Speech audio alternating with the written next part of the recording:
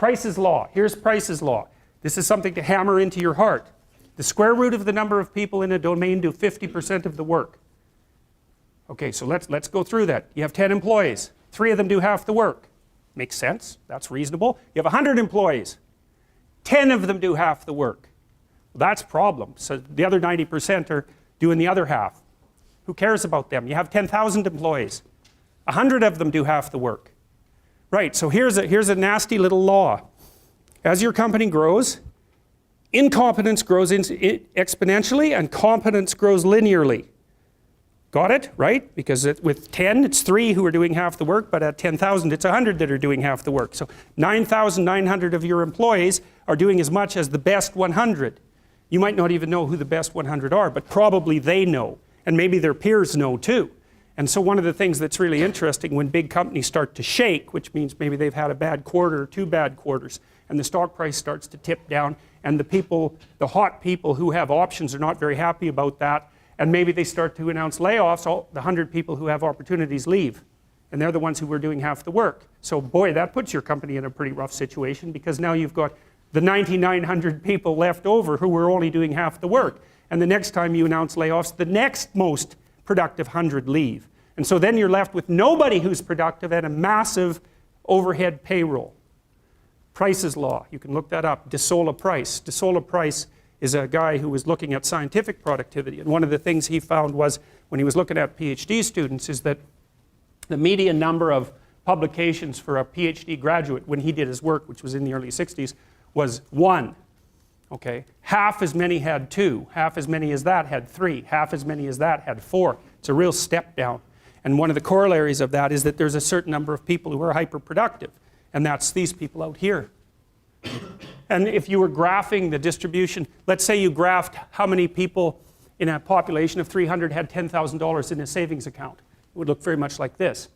Some of them would have, or some of them would, most people would have like no savings whatsoever. The median person would have no savings whatsoever. And then you go up here where the 1% is, they have all the money. But the thing you want to understand about that 1% issue that you always hear about is that it applies in every single realm where there's difference in creative production. Every realm. Doesn't matter. Number of records produced, number of records sold, number of compositions written. So here's an example. 5 composers produce the music that occupies 50% of the classical repertoire, right? Bach, Beethoven, Brahms, Tchaikovsky, Mozart, that's right, those 5. Okay, so here's something cool. So you take all the music those people wrote.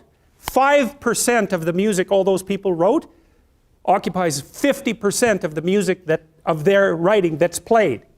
So not only do almost all the composers never get a listen, but even among the composers who do get a listen, almost none of their music ever gets played. So then that's another example of this Price's law of scaling. So it applies to all sorts of things, like number of hockey goals scored is also distributed this way. Number of basketballs successfully put through the hoop follows the same distribution. Size of cities follows the same distribution. It's a weird law, and you can think about it in part. Why does this happen? Well, imagine what happens when you play Monopoly. What happens? Everybody has the same amount of money to begin with, right? So then you start playing. It's basically a random game. Well, some people start to win a bit and some people start to lose a bit. And then if you win, the probability that you'll keep winning starts to increase. And if you lose, your vulnerability increases as you lose. And then maybe you've got, say, 6 people playing Monopoly. Soon one person has 0. What happens when they have 0? They're out of the game. So 0 is a weird number, because when you hit 0, you're out of the game. So then if you keep playing, people start to stack up at 0, right? What happens at the end of the game? One person has all the property and all the money, and everyone else has none. Right, that's what happens if you play an iterated trading game to its final conclusion. And that's part of the law, in a sense, that's underlying this kind of distribution. So it's not a consequence necessarily of structural inequality. It's built into the system at a deeper level than that. So, you know, people talk about all the time about how unfair it is that the 1% of the population has the vast amount of the money, and 1% of the 1% has most of that money, and 1% of the 1% of the 1% has most of that money. But it's a It's an inevitable conclusion of iterated trading games, and we don't know how to fight it. We don't know how to take from the people who have and move it to the bottom without it instantly moving back up to the top. Different people maybe, but still back up to the top. Because even the 1% churns a lot. Like I think you have a 10% chance, if I remember correctly, you have a 10% chance of being in the top 1% for at least 1 year of your life, and a 40% chance of being in the top 10% for at least 1 year in your life. That's in Canada and the US. It's less so in Europe. So there's a fair bit of churning at the top end. It's not the same people all the time who have the money, but it is a tiny fraction of the people all the time who have all the money.